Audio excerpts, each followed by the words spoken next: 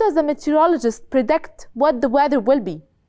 Across the concept, we saw how all activities build upon each other. This helps us to connect between these activities.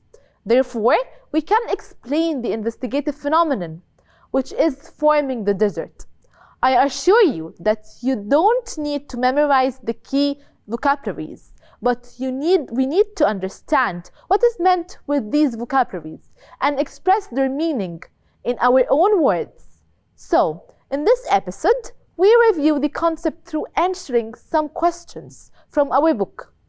Now, let me remind you what we have learned throughout the concept. We have learned the relationship between the unequal heating of the Earth's surface and weather changes. We learn about the most important tools used to predict the weather and help us answer the main question, which is: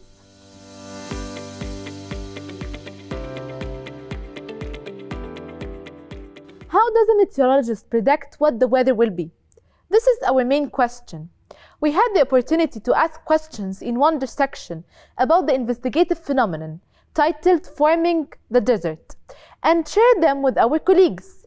And these are some of our colleagues' questions, which are: how is data collected to identify weather changes?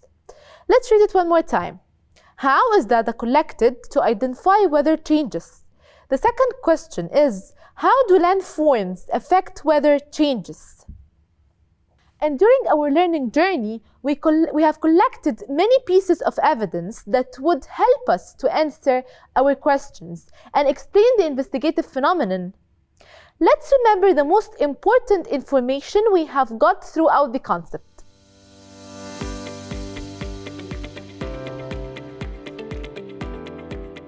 From one of the texts, we learned that meteorologists use some tools that help them measure some phenomena, such as the rain gauge, anemometer, barometer, satellites, and weather balloons that can rise to very high distances to collect data about atmospheric conditions.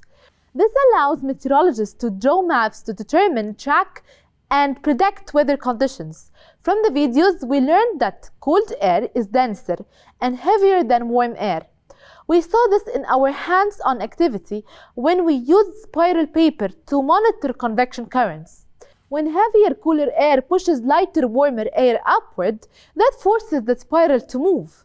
After that, the rising air that was hot expands and cools. Here, water vapor condenses on small dust particles, and clouds form when water droplets in the cloud combine with each other. Gravity pulls them to the ground, and they fall in the form of rain or snow. Meteorologists are also interested in studying the factors that affect weather patterns and help them predict weather conditions, such as atmospheric air pressure and geographical characteristics. In our HOA, we tested the degree of heating of water and sand. We learned that different materials, such as sand and water, heat up differently. This is what makes us feel a difference between the temperature of sand on the beach and the temperature of the seawater, even though they are exposed to the same sunlight. Now we are ready to answer the unit assessment questions that you can find in your books at the end of the unit.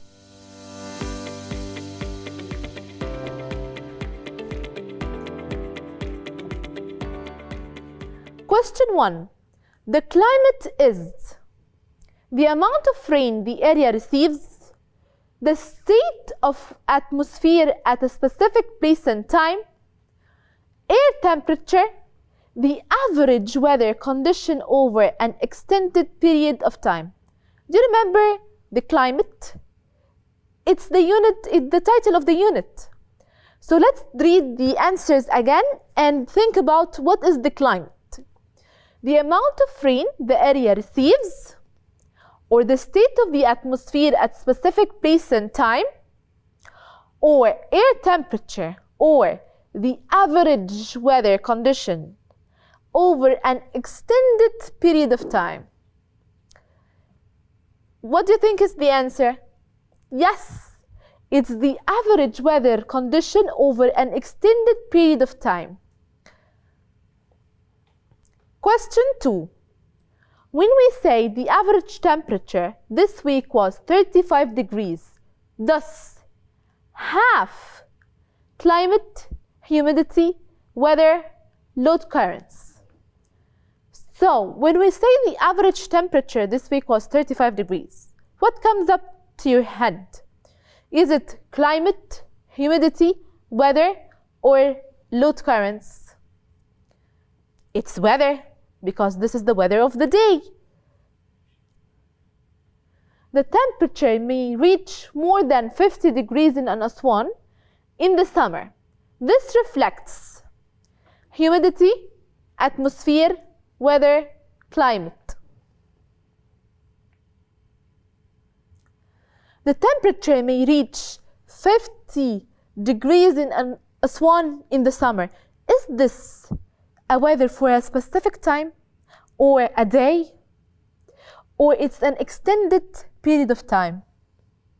It's extended period of time. It's the weather over Aswan in summer. So what do you think the answer is? Humidity, atmosphere, weather, or climate? Exactly, it's weather. Which of these following statements is correct? Water and land usually have the same temperature. Water heats and cools faster than the Earth's surface. The Earth's surface heats and cools faster than water. The Earth absorbs and stores more thermal energy than the ocean and seas. Do you remember the activity that we did on the difference between the heat of sand and water, and how each of them absorbs and releases heat? So what do you think is the correct answer? It's C, because the Earth's surface heats and cools faster than water. تقدر تتابع كل دروسك على تطبيق مدرستنا بلس.